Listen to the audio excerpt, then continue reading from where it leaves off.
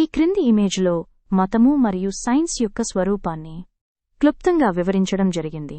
మతం మనుషుల ప్రశ్నించే తత్వాన్ని చంపేసి సమాజాన్ని విడదీసి వేల సంవత్సరాలు వెనక్కు నడిపించి అనాగరిక పద్ధతులను చూపించి మూఢనమ్మకాలను అద్భుతమంటూ నమ్మించే ప్రయత్నం చేస్తుంది. సైన్స్ మనుషులను కలిపి ప్రశ్నించే తత్వాన్ని ప్రేరేపిస్తూ అద్భుతాలను కనుగొంటూ విశ్వమానవాళిని అభ్యుదయం వైపు పరుగులు పెట్టిస్తుంది. మనం విచక్షణతో ఆలోచించగలిగితే దేవుడు పుట్టి లక్షల సంవత్సరాలు అయింది, యుగాలు మారిపోయాయి అని చెబుతారు. సైన్స్ పుట్టి కొన్ని వందల సంవత్సరాలు మాత్రమే అయ్యింది. సైన్స్ వేగవంతంగా అభివృద్ధి చెందటం మొదలుపెట్టి సుమారు 100 సంవత్సరాలు అయ్యింది. సైన్స్ కనిపెట్టిన విద్యుత్తు, కంప్యూటర్, బల్బు, శాటిలైట్, ఇంటర్నెట్, విమానం, రైలు, ఎన్నో రకాల వాహనాలు, స్మార్ట్ ఫోన్, టెలివిజన్, సిమెంట్ లాంటివి లేని రోజులను ఒక్కసారి ఊహించండి.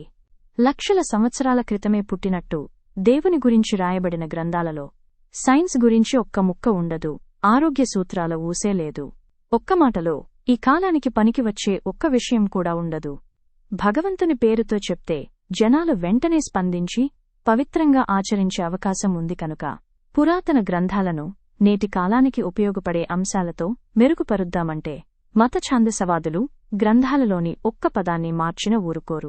అందుకే చాలామంది తమను తాము దైవ ప్రతినిధిగానో తానే దేవుడుగానో ప్రకటించుకుని సభ్య సమాజం అసహ్యహించుకునే విధంగా పిచ్చి పిచ్చి ఆధ్యాత్మిక పోకడలను ప్రేరేపిస్తారు.